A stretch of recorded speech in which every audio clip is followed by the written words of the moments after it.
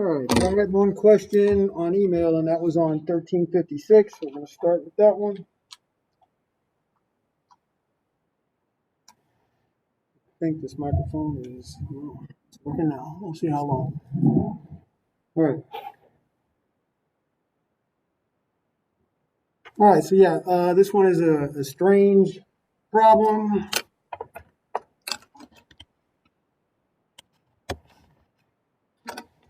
All right, so we write down all of the concentrations. Where'd it go?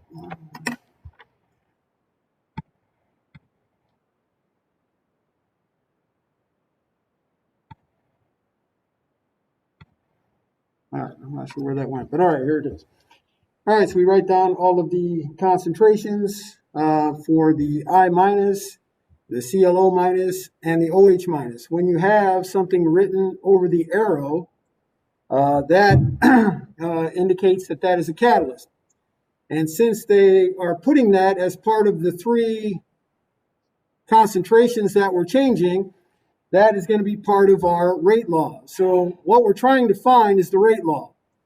So what we can find, what we know, is the rate is equal to K, concentration of I minus raised to some power I'm going to call X, ClO minus raised to some power I'm going to call Y, and OH minus raised to some power I'm going to call Z. All right, now this one is not given in the usual order. So you see that I have circled experiment 3. And the reason why I've circled that is all of the concentrations are 0.01. Every other experiment, 2 of them are 0.01 and the other one is 0.02. All right, and so our base is going to be experiment 3, and then we're going to look at 3 compared to 2, 3 compared to 1, 3 compared to 4. All right, so the first one I want to do is I'm going to solve for X first. So I want to see where I minus is doubling, but the other 2 are staying the same. And so I see that I have experiment 3 and experiment 2. And it doesn't matter which one you put on top and which one you put on bottom. I like to deal with integers, not fractions. So I always put the higher number on top. So I'm going to take experiment 2 with its 0.2 molar, and that's going to be in the numerator. And then I'm going to have experiment 3 with the 0.1, and I'm going to make that the denominator. All right, and so I'm taking rate 2 divided by rate 3. So you see here I'm taking the rate 2 over the rate 3. So that I'm just going to take the rate law, but I'm going to use 2. All right, and so in experiment 2, I see my rate is 12.2 times 10 to the minus 2. That's why I'm putting that there. In rate 3, I see that rate 3 is 6.1 times 10 to the minus 2, and I'm putting that there. And those units are exactly the same and will cancel. All right, now K2 and K3. So the experiment, we're not changing the temperatures. We're only changing the concentration. So those rates are exactly the same. And so I canceled those out. All right, my I minus went from 0.02 in experiment number 2 up here to 0.01 in experiment number 3, and that's raised to the X. All right, now I wrote it out. You didn't really need to, but you see that your ClO minus, both 0.01s raised to the Y, that cancels. Your OH minuses, both 0.01s raised to the Z, they both cancel. So all you have to do is divide your rates, and then that's going to give you 2.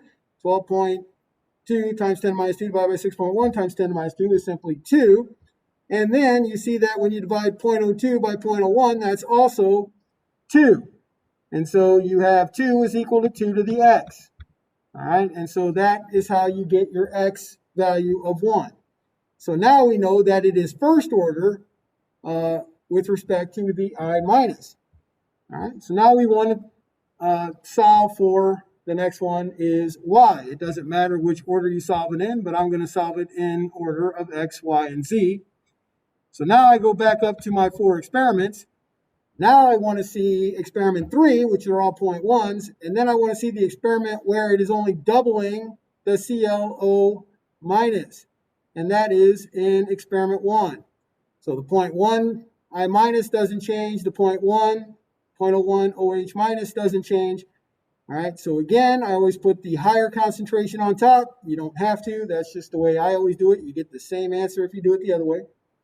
All right, so I'm going to put experiment 1 and I'm going to divide by experiment 3.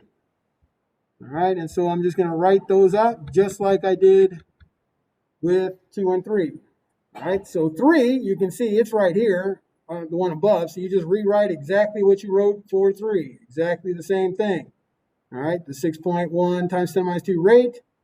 All right, so that's the rate constant K3, 0.1, 0.1, 0.1. All right, so now we look at rate 1. And when you look at rate 1, it was also a 12.2 times 10 to the minus 2. All right, K1. Now, of course, K1 and K3, they're the same rate constant. They only change if we change the temperature. We're not changing the temperature, only the concentrations.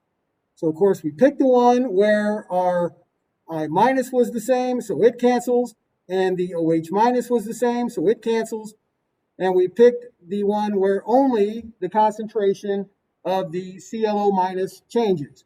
So again, we have the same math, that's a 2, the same math, that's a 2, now to the y, and so you have 2 is equal to 2 to the y, and so y is equal to 1. So it is also first order with respect to the CLO minus. All right, so those two are the easy ones. The next one is not harder, but when you get finished, you think you did something wrong.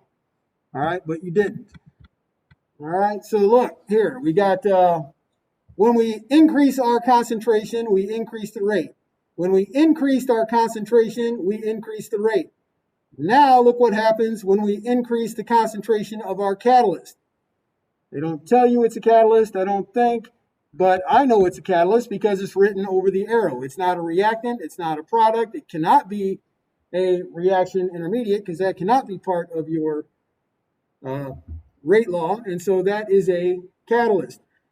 It's very strange, but you use what they give you. We doubled our concentration of the catalyst, but our rate decreased by a factor of 2. So that is a very strange occurrence when you increase your concentrations. Normally, it either will not change the rate or it will increase the rate. However, you can get orders that are in the negatives, and this is what's going to happen here. All right, so you just follow the exact same thing that you did before. This time you're taking your rate 4 in the numerator. So rate 3, the same exact thing all 3 times. 6 times 10 to the minus 2, the K3, the 0.1, the 0.1, the 0.1. Now we're taking 4. So again, we're not changing the temperature, so the K's cancel. All right, we wrote down our rate for number 4, which is 3.0 times 10 to the minus 2. All right, so we made sure that our I minuses were the same and our CLO minuses were the same, and those canceled. And only the OH minus changed. All right, so here, 3.0 divided by 6.1 is 1/2. All right, so that is, I put it as a fraction, 1/2 is equal to 2 to the z. If you plug it in, you're going to get 0.49 something. All right. So if you don't see that that's 1/2 and that's 2 to the z and z is minus 1, you need to know your log rules. To solve this, you have to take the log of both sides. It doesn't matter if it's the natural log or it's the log base 10. Here I take the natural log of both sides. All right, so when I take the natural log, I get the natural log of 1/2. When I take the natural log of the 2 to the z, log rules, the z comes out in front, and then the ln of 2. All right, so you need to know your log rules there. When you take the log of something raised to an exponent, the exponent comes out in front, and then you have your ln of 2. So to get z all by itself, you got to get rid of this ln of 2, so you divide both sides by the ln of 2. And when you do that, you get -1. And so it is a -1. So if you don't see that this is -1, you will have to plug it into your calculator, and it will tell you that it is a -1. All right, so now you have your rate law. You found your x, which was 1. You found your y, which was 1. And you found your z, which is -1. And so here is the answer for the rate law. All right. So you say that it is first order with respect to I minus, it is first order with respect to ClO minus, and it is negative first order with respect to your OH minus. And when you add those up, you get a first order overall reaction. So now we know the units for K will be 1 over time, which in this case is in seconds. All right, so to find the rate constant K, we know the units are 1 over seconds because it's first order. So we know the first order units for the rate constant K is 1 over seconds. You pick any run you want. Since we use run 3 every single time, I'm going to put the numbers in for run 3. All right, so in run 3, we put in the rate every time, 6.1 times 10 to the minus 2 molarity per second. We are solving for K. Our concentrations were all of the 0.01. So 0.01 to the first, 0.01 to the first, 0.01 to the negative first. All right. So when we do our units, this is molarity, this is molarity, this is 1 over molarity, or molarity to the minus 1. Molarity to the minus 1 cancels with the molarity. So that's a molarity divided by a molarity. It is gone. So when we divide, actually that cancels out since it's the same number. So you could rewrite this with the 0.01 in the denominator. That's what that means. But you plug that in on your calculator, and it will give you the answer for K. So you get your answer on the left, divide both sides by that, and when you push the buttons, you get K is equal to 6.1. And since you know it is a first order overall reaction, and our units for time right here in your rate is seconds, your units are 1 over second. So it is very strange to get a minus 1 order, but that is possible. Any number for order is possible. The only thing impossible in a rate law is to put in a reaction intermediate. I think I lost my mic. Yeah. All right, so let's get you started on the next one here. All right, so then I went down to 13.58. And so here is the problem. It gave you the K value. It also told you it was first order. I'm not going to tell you it's first order. I'm going to give you the units for K, and that's 1 over time, in this case seconds. And so from those units, you know that that is a first order reaction.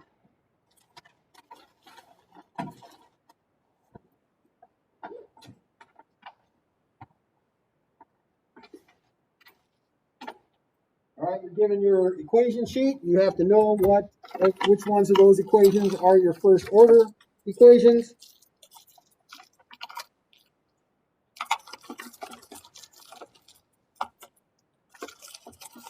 All right, and so that is the one that is the Ln. All right, so we have our initial concentration given to us, 0.0226. We have a temperature. Temperature is only important because your rate constant is dependent on temperature. If you change the temperature, you'd have a different rate constant K. All right, and so they give you the K.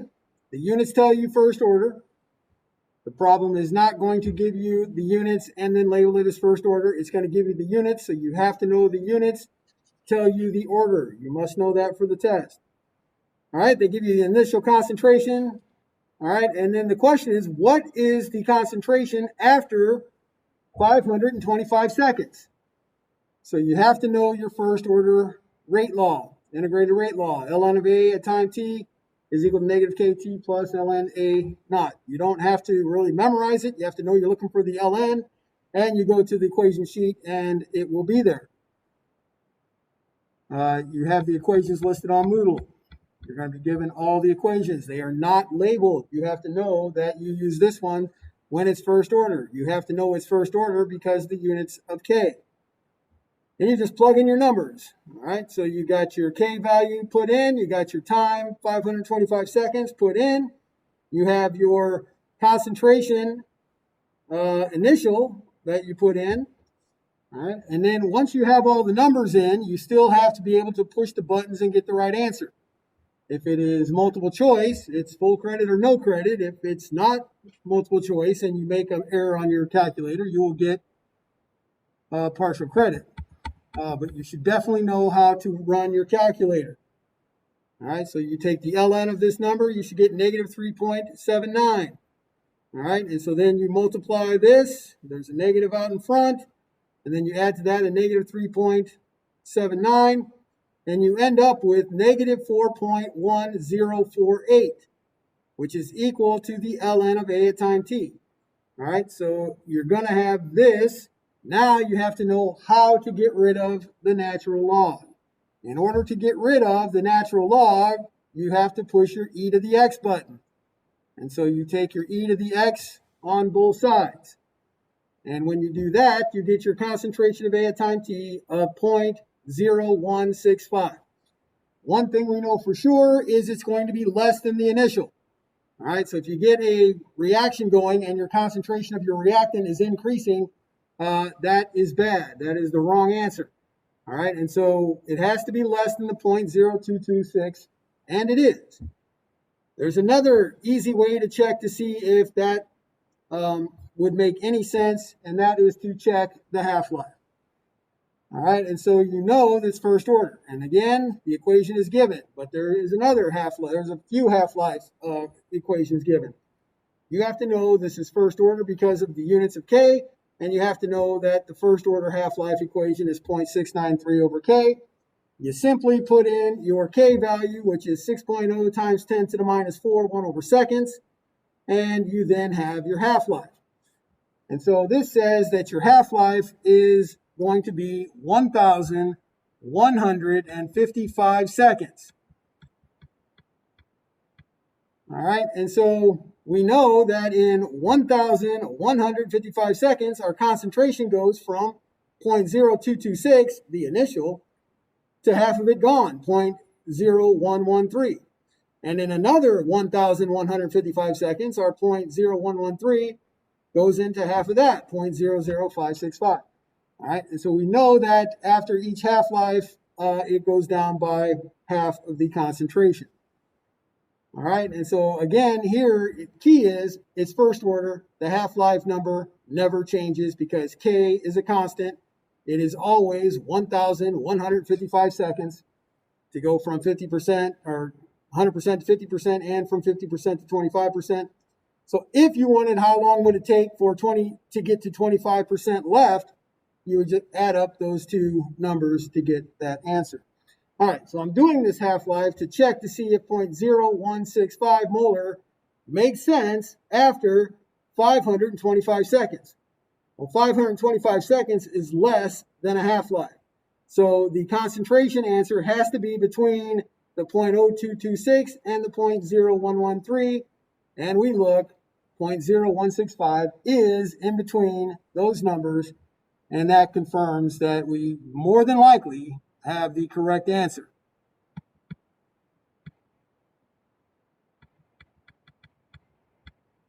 All right, so then I did problem 13.60.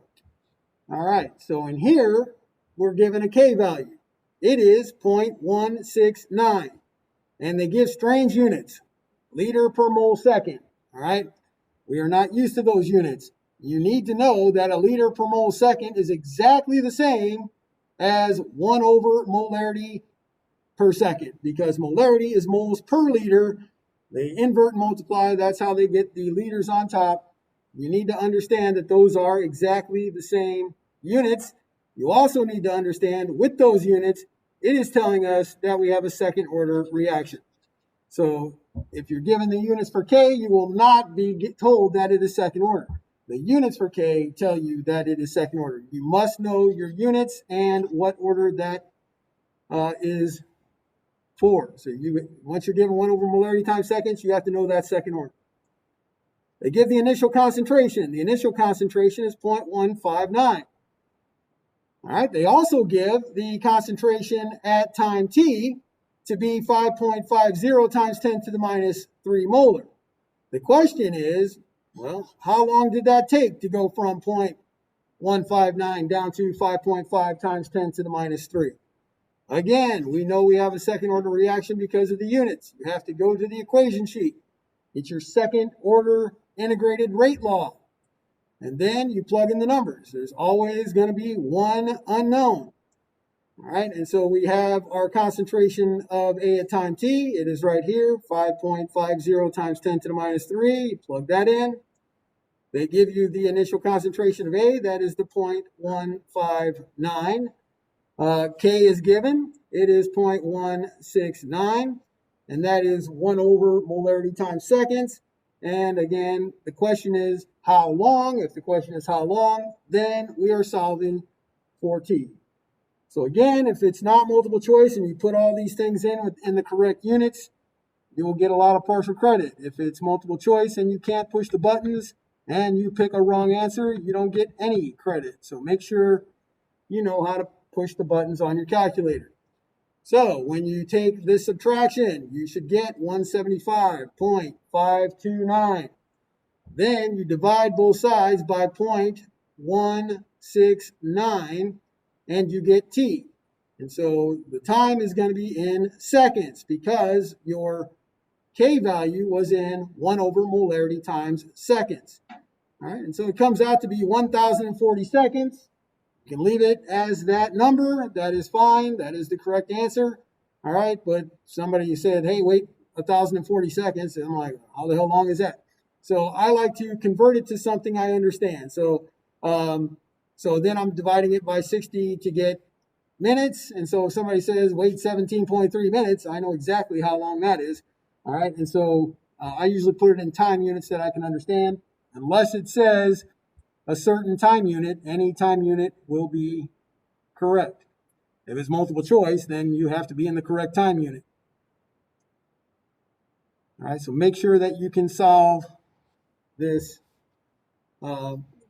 for t here and get that at least in seconds, and then you should be able to convert any of the times to whatever time is given on the answers for your multiple choice. All right, so I can't do a problem without calculating the half-life. It is, I don't think, part of this question, but I always do it. All right, and so define the half-life for second order. Now you have to know that this is second order, so you find the second order half-life equation. And that is 1 over your initial concentration times K. So the initial concentration is given, 0.159. We plug in 0.159. The K value is given, it is 0.169. And we can find our half-life. So we plug those in. So we plug in our initial concentration, 0.159. We plug in our K value, 0.169. All right, so the concentration is in molarity. The K value is in 1 over molarity times seconds. And so when we solve this, our units will be in seconds. And so the half-life here is 37.2 seconds. All right, so this is where, again, you have a difference between first order and second order. In first order, it only depends on K, so it never changes. Second order, it depends on your initial concentration. Well, the initial concentration is 0.159. After we do a half-life, our initial concentration is 0.0795, exactly 1/2 of the initial concentration here. All right, so when we plug in this number, which is then 1/2 of the 0.159, when you're dividing by 1/2, that is the same as multiplying by 2. So to go from 50% to 25%, it is going to be 74.3 seconds. 2 times the amount that it was for the first half-life. All right, and so if your question is how long does it take to go down to 25% of its initial concentration, you add up the 37.2 and the 74.4, and you say it would take 111.6 seconds to go to 25% of the initial concentration. All right, so down here, I show you the second half-life when you're going from 50 to 25. It is 1/2 of the concentration, 0.159, or you could plug in the actual number, 0.0795, but it is 1/2 of that number. So your new half-life, when you divide by 1/2, that is the same as multiplying by 2. So every time you go, if you went from 25 to 12.5, that would take 74.4 times 2, so 148.8 seconds to do that. If you want to know how long it would take to go from 100 down to 12, you add those three numbers up. Again, second order, half-life doubles each time. First order, it stays the same every single time because it only depends on K. K is a constant and does not change. All right, 1390 in the homework. All right, so this is a reaction mechanism. Here's step 1, here's step 2, and then you add up to get your reaction. All right, and when you see this problem, you are extremely happy that they put the slow step in step 1. When the slow step is step 1, you have a very easy question. When the slow step is step 2, not such an easy question. All right, so the easiest points are label the rate determining step. Well, the one that is slow, that is the rate determining step. That's all you need to know. And that's how we determine the rate of the reaction. All right, steps in your reaction mechanism are called elementary reactions. When we have an elementary reaction, we call those either unimolecular if there's one reactant, bimolecular if there's two reactants, and termolecular if there are three reactants. And if you have four, you have an extremely rare mechanism. So 99.99% of them are either unimolecular with one molecule here, bimolecular, which would be two molecules, and then termolecular, also not that common, but common enough, and those are called termolecular. All right, so you might have to label those as their molecularity. It's an extremely simple thing to do, but if you don't know what the question is asking, you don't know what molecularity means, then it's not that easy. It's just simply the number of molecules in an elementary reaction, molecules that are reactants. One is unimolecular, two reactants, bimolecular, three reactants, termolecular. All right, then of course, when you add up the reactions, we see that we have canceled out the Cl. All right, so again, you have to determine if Cl is a catalyst or reaction intermediate. The difference, you add a catalyst. We did not add the Cl. What we did was we formed it in step 1, and then we used it in step 2. And that is the definition of a reaction intermediate. When you form it and then you use it. A catalyst is something you add and then you get back. Neither one show up in the overall reaction. But a catalyst has to be added. A reaction intermediate is something that is formed and then used up. All right, so anything on the left side when you're done, those are your reactants. Anything on the right side, those are your products. Anything that does not show up is either going to be a reaction intermediate or a catalyst. All right, and so since step 1 was the slow step, which means it's the rate determining step, and this is an elementary reaction because it's a step in a reaction mechanism, we can write the rate law using the coefficients. The only time you can do that is when it is a step in a mechanism, or it tells you this is an elementary reaction, which is a step in a reaction mechanism. That is the only time you can use the coefficients as your exponents. And so here we have rate is equal to K, concentration of the NO2Cl. And that's it. That's your answer. NO2Cl is a reactant. That's perfect.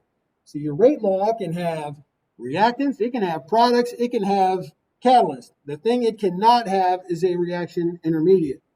And since there is no reaction intermediate, you are done. All right, and so you see that this is a first order reaction because that's it. It's first order with respect to NO2Cl. There's nothing else there. All right, and so now we know the units for K is 1 over seconds. However, it could be 1 over any time. So the dimensions are 1 over time. Normally, we have that in 1 over seconds. It could be 1 over minutes, 1 over hours, 1 over days. All right, but the units are going to be 1 over time because it is a first order reaction. All right, so then I went to 13.78 in the homework.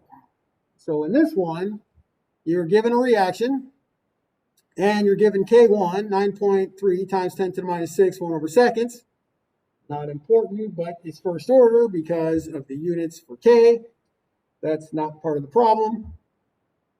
at T1, which is 350 Kelvin.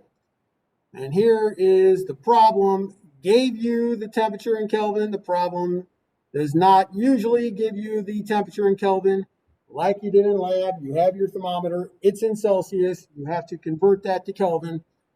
You must convert this to Kelvin. All right. The K, once you have the units for K1, units for every other K will be exactly the same. All right. It's the same reaction. So it is the same order. What we're doing is we're changing the rate constant K because we're changing the rate because we are changing the temperature. All right, and so here we increased our temperature to 400 Kelvin, which is increasing our rate constant K to 6.9 times 10 to the minus 4. All right, and so that is the data given, and it says calculate the energy of activation. Then in part B, it says calculate the rate constant at 435 Kelvin. All right, so we're going to have then a T3 at 435. So again, we're even going at a higher temperature, which means we're even going to have a larger K value. All right, so let's solve for the energy of activation. All right, so again, we have our equation sheet. And so you find on your equation sheet, ln K2 over K1, probably when you push your ln button, it automatically should come up with a parentheses. They have to be in parentheses, the K2 divided by K1, and that's equal to your energy of activation over R times 1 over T1 minus 1 over T2. Again, this equation will be in your equation sheet. Now you have to plug in the numbers. All right, and so you have your K2 given 6.9 times 10 to the minus 4. K1 given 9.3 times 10 to the minus 6. Those units will always be the same and always cancel out. That is your energy of activation. This is what we're solving for. All right, you must use the 8.314 because the units for energy of activation are going to be in joules per mole. So the units for R must be in joules per mole, and that is your 8.314 number. All right, so if you put in the wrong R value, you're not going to get any credit for this problem. So that's not understanding units at all. Energy of activation has to be in joules per mole. You have to use the 8.314 to get joules per mole. Same over here. If you have the equation and you just start putting in whatever's given, whatever you can see, you're not going to get any credit. You're going to get the answer wrong. All right. Temperature, not any temperature. It must be in Kelvin. You're dividing by the temperature. This could never be 0. Celsius temperature 0 happens all the time. Kelvin temperature 0, everything is dead, nothing exists, never happens. All right, and so it must be in Kelvin. All right, and so you have your 350 Kelvin and your 400 Kelvin. Now you have to be able to push buttons on your calculator. All right, so the pushing buttons part I am very lenient on unless it's multiple choice where there's a right answer and everything else is wrong. But if it's work out the problem and you have it set up perfectly with the right R value, the temperature is in Kelvin, and you cannot push the buttons to get the right answer, you're going to get whatever, 8 out of 10. Unfortunately, if it's multiple choice and you pick a wrong answer, then it's 10 points, you get 0 out of 10. But if it's work out the problem, which where there will be a number of those on this test, if you put everything in the right units, you will get a lot of partial credit, even if you cannot push the buttons to get your final answer. All right, and so you're going to take the ln of this division, and that's going to give you the 4.306677. I don't round answers until my final answer. All right, to get rid of the 8.314, we had to multiply both sides by 8.314 so that the 8.314s will cancel. To get rid of this 1 over T1 minus 1 over T2, we divided both sides by the 1 over T1, 1 over T2.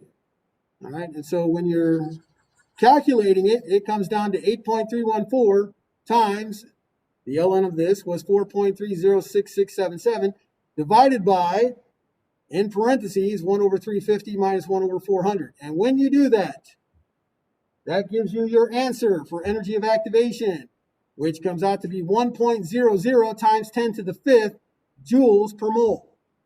So that is your energy of activation. Your energy of activation does not change for that reaction. All right.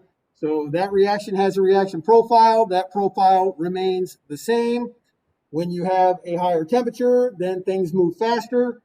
So you have a faster rate and a larger K value, but the energy of activation is not changing.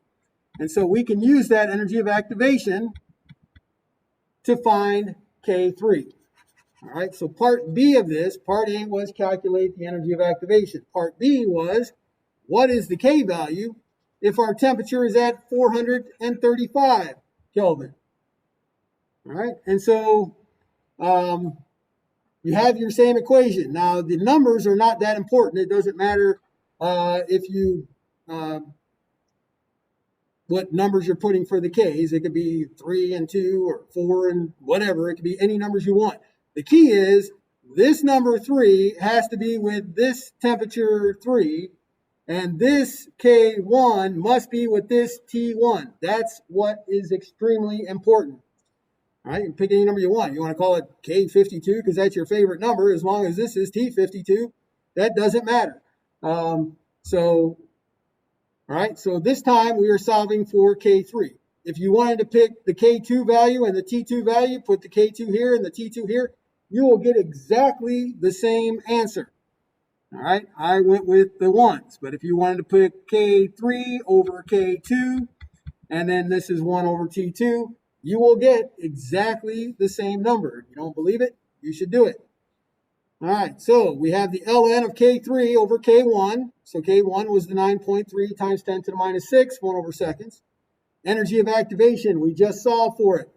1.00 times 10 to the 5th joules per mole, which is why you must have the 8.314 joules per mole Kelvin so that the joules per mole will cancel.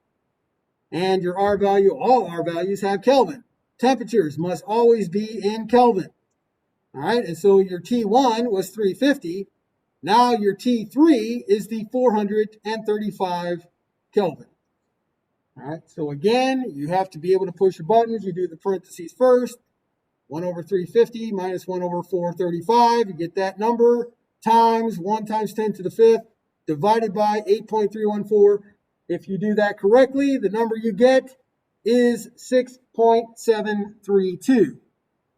All right, now we have to get rid of the ln. So we have this ln to get rid of. Again, to get rid of ln, you have to push your e to the x button, which is your second ln on every calculator I've seen. All right, and so when you push your e to the x button, that gets rid of your ln. And so on the left, you're left with your K3 divided by the 9.3 times 10 to the minus 6, 1 over seconds. And when you push your e to the 6.732, your calculator gives you 839. And now the last step is to simply multiply both sides by the 9.3 times 10 to the minus 6 in order to get your K3. And again, whatever the units for K1 and K2 are, that's the same units you're going to get for K3. So make sure when you're putting down the rate constant K that you include its units. And so it is 7.8 times 10 to the minus 3. So when we go back up here, all right, so K1 was 10 to the minus 6. We increased the temperature. It went up to 10 to the minus 4. We increased the temperature again, and it went 7.8 times 10 to the minus 3. And so it is consistent. The higher the temperature, the higher the K value every time. There is no exceptions to that. The higher your temperature, the larger your rate constant K is going to be. All right, now we went to number 40. 1340. All right, so what it says is we have a reaction, and the reaction is H2 plus I2, and it's going to 2HI. And the question says, relate the rate of disappearance of hydrogen gas to the rate of formation of hydrogen iodide. All right, so that is, hydrogen gas is disappearing. That's why it has to be negative, the change in the concentration of hydrogen over a change in time. All right, and then the appearance of HI, so it is positive. You don't put the positive, you can, no one does. It is the positive, it is the formation of your concentration of HI over time. Now it says in the problem that you want to relate the rate of disappearance to the rate of formation. And that's when you have to use your coefficients. And so we see that as 1 mole of hydrogen reacts, 2 moles of HI are formed. And so HI is formed twice as fast as H2 is reacted. And so to make those equal, we simply divide by the coefficient. And so that's why in the HI, I have divided it by 2. And so now those are at the same rate. All right, in 13.44, here's the reaction. It says our initial concentration of Fe plus 3 is 0.03586 molar. And then it said after 4 minutes, the concentration of Fe plus 3 is 0.02715 molar. And so in this problem, it asks for the average rate. All right, when you are asked for the average rate, you're going to be given a time interval. This time interval was 4 minutes. All right, and so then is when you say, all right, I'm looking at the disappearance of the Fe plus 3 over time. It did not say to relate that to anything else. There is a coefficient of 2. It did not say related to the disappearance or the formation of like tin 4 chloride. It didn't say anything like that. So when it does not say to relate it to something, it's simply the change in that concentration over a change of time when you want an average rate of reaction. All right, and so your final concentration, so it's minus the final concentration given, 0.02715, minus the initial concentration given, 0.03586 molar, divided by your change in time. The final time, that time was 4 minutes. The initial time was at 0 minutes. And so you simply push the buttons and you get your average rate. Now, note, rate is usually molarity per second. If you prefer, that's fine. You just convert your 4 minutes, multiply it by 60, and call that person back. All right, and then you have that in molarity per second. But right now it's given in minutes, and so you have molarity per minute. If it doesn't, again, tell you what the units have to be. Any unit of time is going to be fine. So I didn't convert it because the problem had minutes in it, so I just gave the rate in molarity per minute. All right, 48. 48 says, for the reaction of nitrogen monoxide with chlorine, the observed rate law. All right, so the rate law. So we determined the rate law for this reaction. Again, rate laws have to be determined experimentally. All right, and so they gave it to us. Here's the rate law. Rate is equal to K, NO to the second, Cl2 to the first. What does that mean? That means it's second order with respect to NO. That means it is first order with respect to Cl2. And that means that it is third order overall. And that also means that when we solve for K, the units for third order will be 1 over molarity squared times seconds. Again, the time seconds, that's the usual. It could be minutes, hours, days, whatever. The usual, I will put in seconds every time it says what are the expected units. All right, so I expect that to be in seconds. So that was it for that problem right there, 54.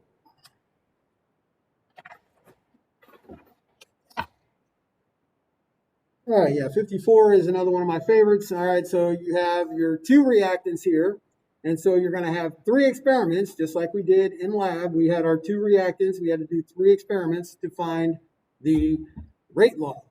And so what we do know is we know that the rate is equal to K, the concentration of NO raised to some power X,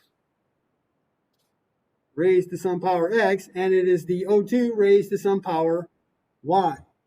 All right, so this is the more typical type of data, unlike the first one of those that we just did. All right, so if we look at experiment 1 to experiment 2 doubled our concentration of NO. However, our oxygen remained constant.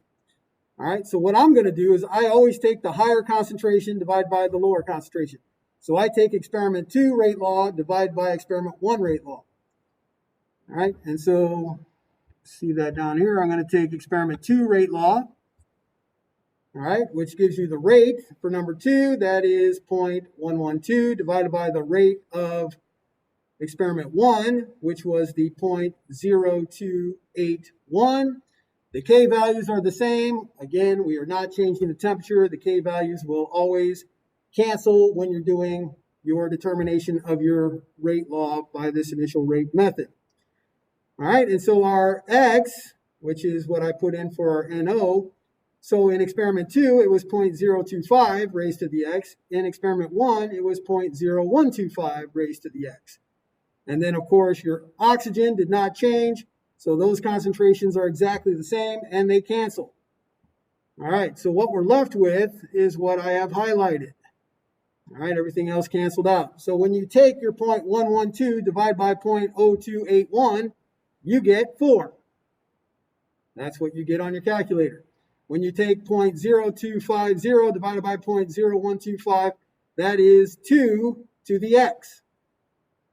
All right, so if you don't see that that is X is equal to 2, you can take the log of both sides, use your log rules, and your calculator will give you the answer of 2. Most people see that 2 squared is equal to 4. So from those two experiments, we know that the order for NO is second order.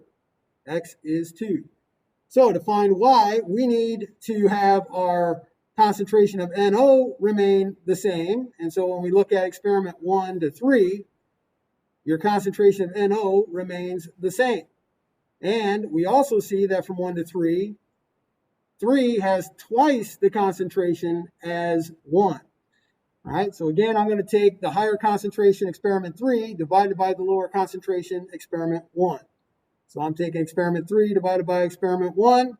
I put in my rate, 0.0561. I put in my rate of the other, 0.0281. And then again, you have your K3, your K1. They are rate constants. We're not changing the temperature, and they cancel.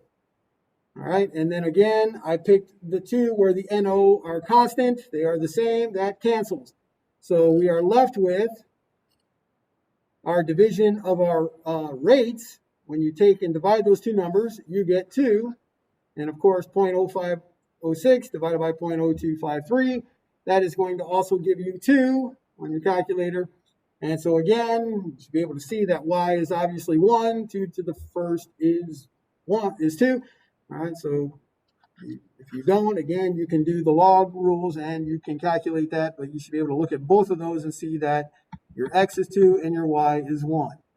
And so once you have your X and your Y, now you have your experimentally determined rate law. Rate is equal to K, NO to the second, O2 to the first. So what does that mean? Well, that means it's second order with respect to NO. It is first order with respect to O2. And it is third order overall. And so then it says calculate K. So again, pick any experiment that you want. So in this case, I picked experiment 1, and I plugged in my numbers. All right, so the rate, 0.0281, given in the problem. K is what we're solving for. Our concentration of NO was 0.0125 squared. Our concentration of O2 was 0.0253 molar to the first. All right, divide both sides by the 0.0125 squared, and divide both sides by the 0.0253 to the first, and you have your K value. All right, and it is 7.11 times 10 to the third. And the units for this third order overall reaction is 1 over molarity squared seconds. So you would know that for the third order, and you can also see that. So when you divide your molarity per second divided by molarity squared divided by molarity to the first, one of the molarities cancels and you're still left with a molarity squared in the denominator.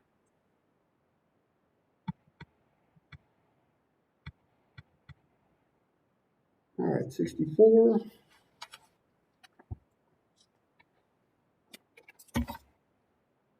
All right, dinitrogen pentoxide decomposes. All right, so that's your reaction.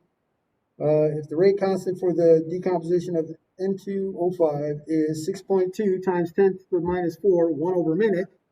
All right, so here's the K value, and it's 1 over time. Anytime your K, rate constant K, is 1 over time, then you know that you're talking about a first order reaction.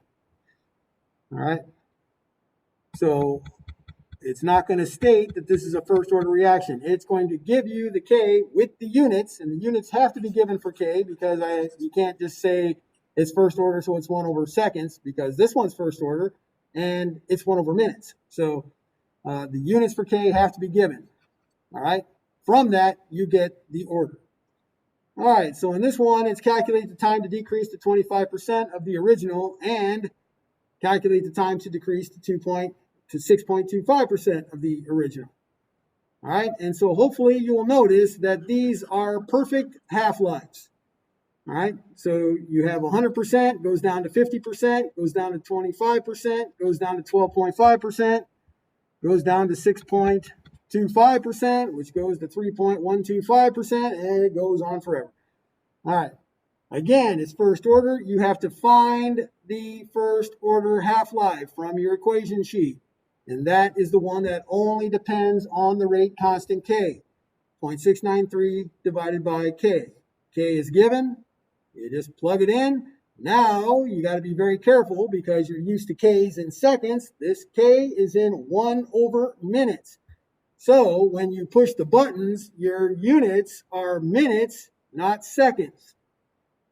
All right, and so to 2 sig figs, it's 1.1 times 10 to the third minutes. I don't like that. I don't know how long that is. And so I decided to convert it to hours. So 60 minutes in an hour. All right, so now I know the half-life is 18.6 hours. I know exactly how long that is. All right, and so I know that to go from 100 to 50% is 18.6 hours. From 50 to 25, 18.6 hours. From 25 to 12.5, 18.6 hours. 12.5 to 6. 18.6 hours. It never changes. First order never changes. Second order doubles each time because it depends on the initial concentration. The K is a constant. It's not changing. And so you have the same half-life every single time. All right, so to go down to 25%, you simply go to 2 half-lives. And so you have your 18.6 hours times the 2 half-lives, 37.2 hours. To go down to 6.25, it takes 1, 2, 3, 4 half-lives. And so 18.6 hours times the 4 half-lives, which is 74.4 hours. And so this should be a pretty easy question on the test. All right, 66. In the presence of excess cyanate, the following reaction has a rate constant of 1.27, 1 over seconds. Again, probably happy about that. First order is, well, they're similar, but first order, since it doesn't double each time on the half-life, it has an easier way to do half-life. All right, so we know from the units of K that this, again, is a first order reaction. All right, and so now we're going to calculate the half-life. You have to know that the half-life equation for first order is 0.693 divided by K. This time the K is given in the usual 1 over seconds. Always be aware of the units. So 0.693 divided by the 1.271 over seconds, that gives you your half-life. So this half-life is 0.546 seconds, a very, very fast half-life.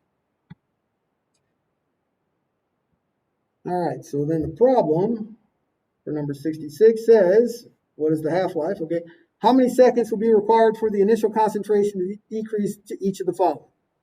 25, 12.5, 6.25, 3.125. All right. All right, so again, you just write it out. So you go from 100% to 50%, that takes 0.546. It never changes. 50, 25, 0.546, 0.546, 0.546. All right, so to get to 25%, you see we had to go through 2 half-lives. So 25, you simply have to multiply it by 2 to get the 1.09 seconds. To go to 12.5, it required 3 half-lives. So 0.546 times 3, 1.64 seconds. All right, to go to 6.25, that's 4 half-lives. So 0.546 times 4, 2.18 seconds. Then to go down to 3.25, that took 5 half-lives. So 5 times the 0.546 for your 2.73 seconds. So very similar to the previous problem. Make sure that those are easy questions. Those should be very easy questions. All right, 68. All right, so here we are given a rate law. All right, this rate law is rate is equal to Ka to the second. So A goes to products. This tells us that the reaction is second order. So that is the experimentally determined rate law. And so that is second order. This one tells you the half-life. So it says the half-life is 485 seconds. All right. So K is not given. All right. So you can't get the order by the units for K, because the question here is, what are the units? What is K? So including units. All right. And so here, you know, it's second order because they gave you the rate law. A to the second indicates second order. All right, and so the initial concentration of A is 5.99 times 10 to the minus 3 molar. Calculate K. And so you go to your equation sheet and you find your half-life equation. So T1 half is equal to 1 over your initial concentration times K. All right, 1 over initial concentration times K. That's your half-life. All right, but they gave us the half-life and they want K. All right, so now you have to solve for K. You can plug the numbers in and just use it as numbers if you want, but I'm going to use it as letters. I'm going to solve for K.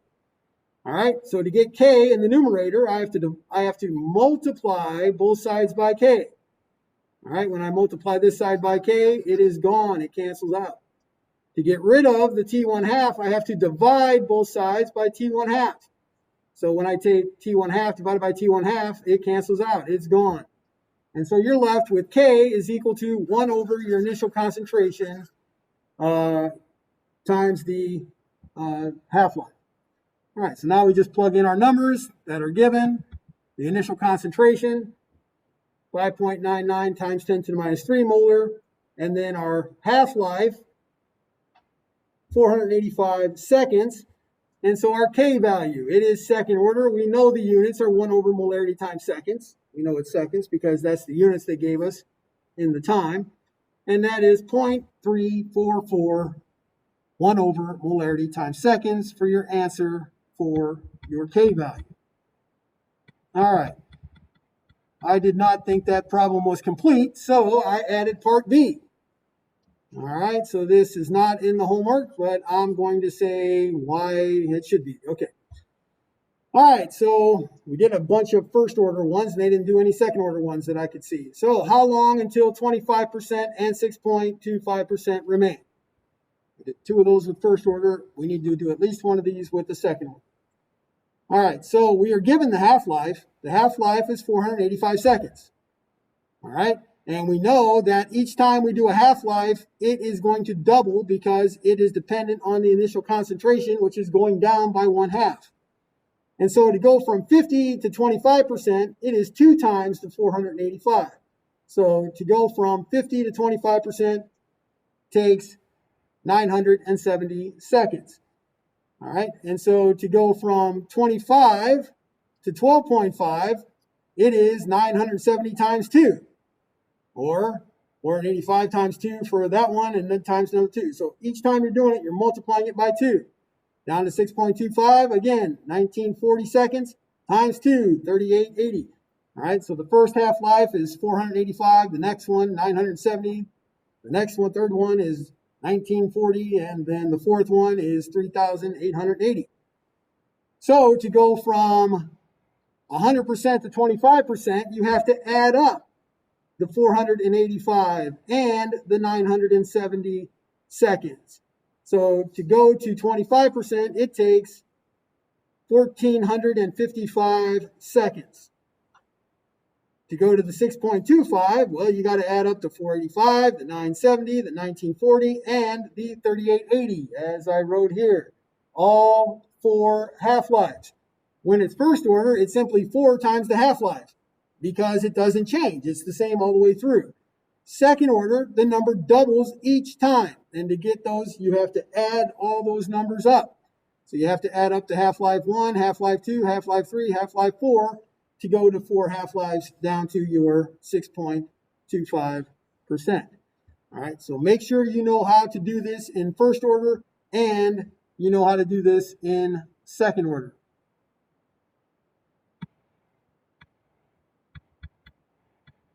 All right, 1370. So 1370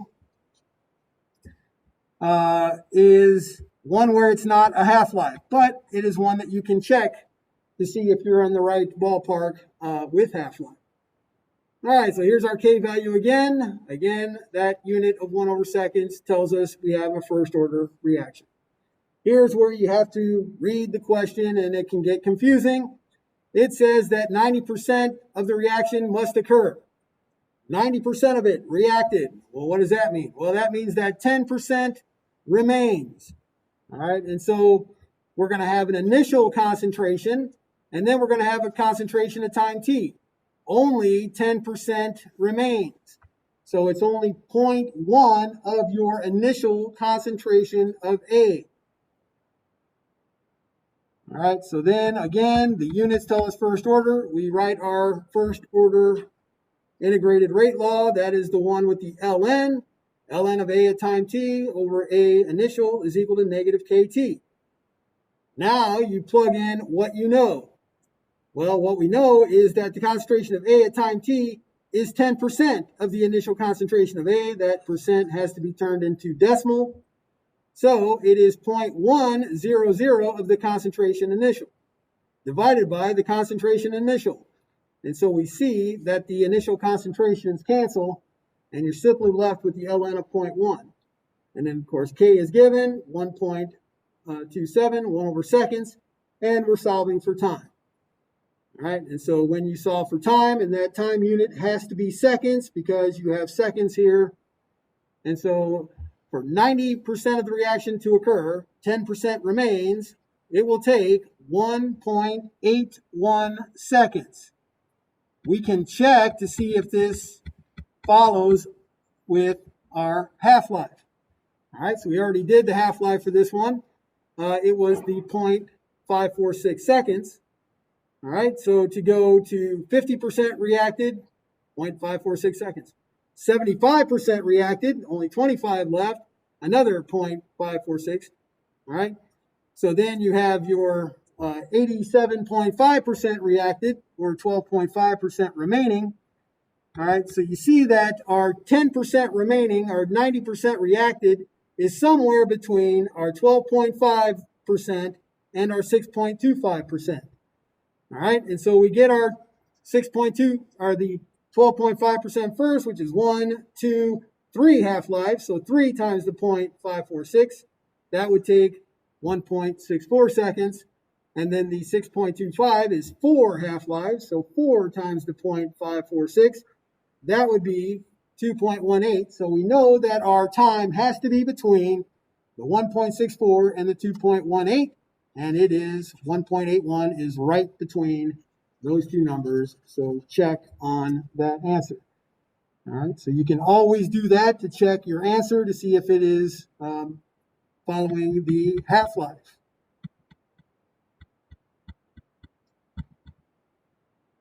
All right, 76. Reaction profile. I would be shocked if there wasn't a reaction profile question. They should be very simple. All right, so you have your potential energy, you got your progress of reaction. You always start with reactants. It always goes up.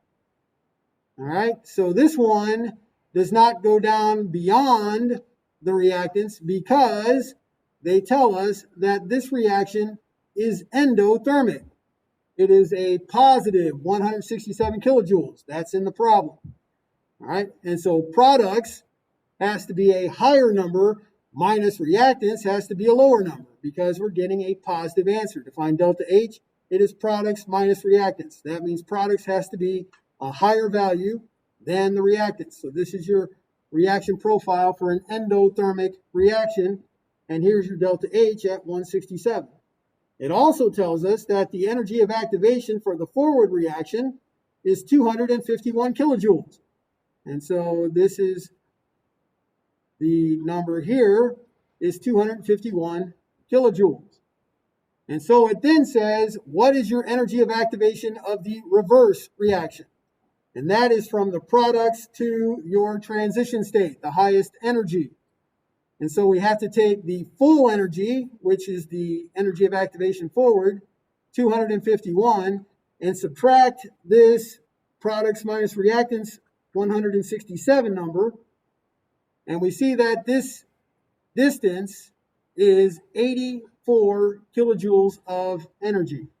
So you have to be able to write a reaction profile and determine your energy of activation for the reverse reaction. Delta H of the reverse reaction is much simpler. You reverse the reaction, you change the sign of delta H. And so that would be a negative 167 kilojoules. All right, 84 is very simple. It's just, here's two elementary reactions, add them up. So you cancel out your O, you add them up, and it says, what is O? Well, you have to know that you formed it, used it up. O is a reaction intermediate. And so you have your reactants, your products, and your reaction intermediate. All right, so that is a very simple question. 86, it asks for the molecularity. For part A, you've got 1, 2, 3 things reacting, so that is a ter-molecular reaction. In part B, you have 2 molecules reacting. That is a bi-molecular reaction. These are all elementary reactions. Again, 2 molecules reacting, bimolecular. 1 reactant, unimolecular. All right, and then if you're going to write, again, the rate law, this is elementary reactions. Only then can you use the coefficients. So rate is equal to K, CS2 to the first. And here, rate is equal to K, your CH3Br to the first, OH minus to the first. All right, 92 it was a very similar one in your review for the test. This one is the much harder one. The first one, the one we did today, the slow step was first. Those are much easier. When the slow step is second, then you have to write the rate law from that step. That step will contain a reaction intermediate. All right, so then you have to use the definition of equilibrium. Rate forward equals rate reverse. Then you solve for your reaction intermediate. All right, so you have to solve for your reaction intermediate, dividing both sides by K minus 1 and O2. Then you substitute that into your rate determining steps rate law. Then the oxygens will cancel. And then your K2, K1 over K minus 1, we simply have a constant times a constant divided by a constant. So we just call that a constant K. So in that case, you should have gotten rate is equal to K, concentration of O3 to the first order with respect to O3, and first order overall. All right, so that is all of the homework in 13. If you have questions on any of them in chapter 14, let me know which problems. I can probably do them all, and I can put them on a video and put them on Moodle. This is going to go on Moodle. This is like all of chapter 13 homework. All right, so test is tomorrow. You can come at 8:15, or you can come at 12:30, or you can come at 3:20. But we're going to meet in A323 to take our test. If there's 18 people fit in there, if we have more than 18, then we're going to move some people to the lab. But you can come to any of those time slots, but you cannot leave and come back at a different time. You have to sit there and I would give yourself, you get a maximum of 2.5 hours. I would probably leave it for having yourself 2.5 hours.